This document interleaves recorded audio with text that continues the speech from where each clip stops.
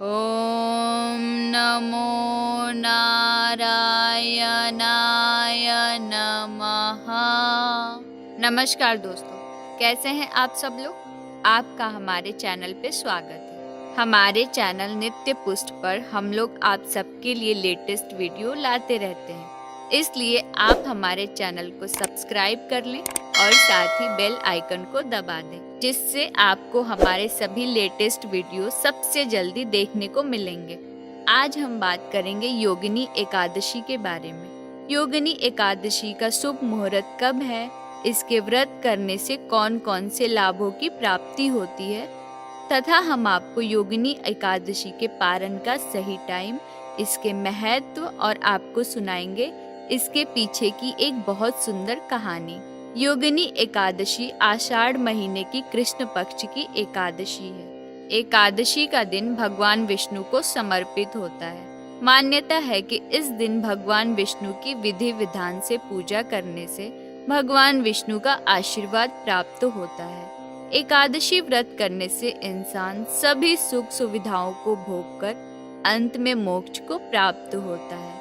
हिंदू पंचांग के अनुसार आषाढ़ महीने के कृष्ण पक्ष की एकादशी तिथि संडे यानी 4 जुलाई को शाम 7:55 से चालू हो रही है, जो 5 जुलाई को रात 10:30 पर समाप्त होगी। इसलिए योगिनी एकादशी का व्रत 5 जुलाई को रखा जाएगा। योगिनी एकादशी के पारण का सही मुहूर्त अगले दिन 6 जुलाई को सुबह 5:29 से चालू होकर 8:16 पर समाप्त होगा। योगिनी एकादशी का व्रत करने से सभी प्रकार के पापों से मुक्ति मिलती है तथा सभी प्रकार के दुख समाप्त होते हैं। भगवान श्री कृष्ण ने कहा है कि योगिनी एकादशी का व्रत करने से 88,000 ब्राह्मणों को भोजन कराने के बराबर फल मिलता है। एकादशी के दिन सुबह नहाने के बाद साफ कपड़े पहनने चाहिए। उसके बाद घर के मंदिर में दीपक जलाकर भगवान विष्णु की पूजा करनी चाहिए। भगवान विष्णु के साथ देवी लक्ष्मी की भी पूजा करनी चाहिए, जिससे धन प्राप्ति होती है। भगवान विष्णु की आरती उतारनी चाहिए। भगवान विष्णु को पीले फूल, पीले भोजन का भोग लगाना चाहिए। पूजा में तुलसी के पत्तों को भी शामिल करना शुभ माना जाता है। विधि अनुसार पूजा करने से भगवान विष्णु की कृपा प्राप्त होती है। पुराणों में योगिनी एकादशी की एक बहुत सुंदर कथा है। कुबेर नाम का राजा अलकापुरी नाम की नगरी में राज्य करता था। वो बहुत बड़ा शिव भक्त था।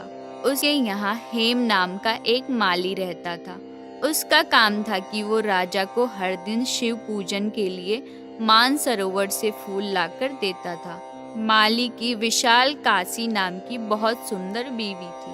एक दिन वो मानसरोवर से फूल तोड़ के लाया, किंतु काम वासना में होने के कारण वो फूलों को रखकर अपने बीवी के साथ रमण करने लगा। इस भोग विलास में दोपहर हो गई। हेम माली की राह देखते जब राजा कुबेर को दोपहर हो गई तो उसे बहुत गुस्सा आया। उसने अपने सैनिकों से हेम माली का पता लगाने को कहा। राजा के सैनिकों ने हेम माली का पता लगा लिया और राजा कुबेर को बताया कि वो माली अपनी बीवी के साथ रमन कर रहा है। ये बात सुनकर राजा कुबेर को बहुत गुस्सा आया। उन्होंने हेम माली को बुलाने को कहा। डर से कपटा हुआ हेम माली राजा के सामने आया। राजा बहुत गुस्से में थे। राजा को देखते ही हेम माली के होठ फड़फड़ाने लगे। राजा ने गुस्से में कहा कि अरे अधर्मी, तूने मेरे परम पूज्य देवों के भी देव भगवान शिव जी का अपमान किया है। मैं तुझे श्राप देता हूँ कि तू अपनी बीवी के वियोग में तड़पने और मृत्यु लोक में जाकर कोढ़ी का जीवन जिएगा। राजा कुबेर के श्राप से हेम माली उसी टाइम स्वर्ग से धरती पर आ गिरा और कोढ़ी हो गया। उसकी बीवी भी उससे बिछुड़ गई। धरती पर आकर उसने बहुत सारे कष्ट भोगे, लेकिन उस पर शिव की कृपा थी, जिससे उसकी बुद्धि कभी खराब नहीं हुई और उसे अपने पूर्व जन्म के बारे में पता रहा। बहुत सारे कष्टों को भोगकर और अपने पूर्व जन्म के कुकर्मों को सोचता हुआ वो हिमालय चला गया। हिमालय में वो चलते चलते मार्कंडे ऋषि के आश्रम में जा पहुंचा।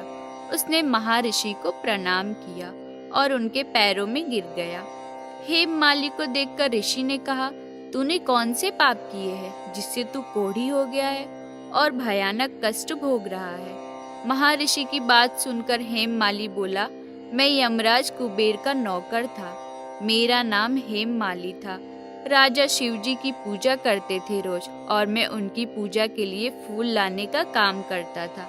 एक दिन अपनी बीवी के साथ विहार करते करते देर हो गई और दोपहर तक फूल नहीं पहुंचा सका। तब राजा ने मुझे श्राप दिया कि मैं अपनी बीवी से बिछुड़ जाऊंगा और मृत्यु लोक में जाकर कोढ़ी बनकर दुख भोगूंगा। इस कारण मैं कोढ़ी हो गया हूँ और धरती पर कष्ट भोग रहा हूँ। महर्षि, आप ही कोई ऐसा उपाय बताएं जिससे मेरी मुक्ति हो जाए। महर्षि ने कहा, हेममाली, तूने मेरे सामने सब कुछ सच बोला है, इसलिए मैं तेरा उद्धार के लिए तुझे एक व्रत बताता हूँ।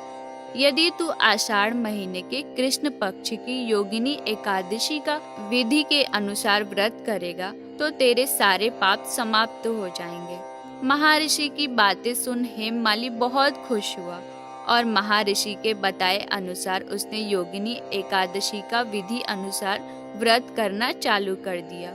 योगिनी एकादशी व्रत के प्रभाव से कुछ ही समय बाद वो फिर से दिव्य स्वरूप में आ गया और उसे अपने पापों से मुक्ति मिल गई तथा उसे मोक्ष की प्राप्ति हुई। तो दोस्तों, आज के लिए बस इतना ही। हम आपसे मिलते हैं अपने नेक्स्ट वीडियो में। आपको हमारा ये वीडियो कैसा लगा हमें कमेंट करके ज़रूर बताएं और ऐसी ही और जानकारी पाने के लिए वीडियो को लाइक करें, शेयर करें और चैनल को सब्सक्राइब करें। जय लक्ष्मी नारायण की।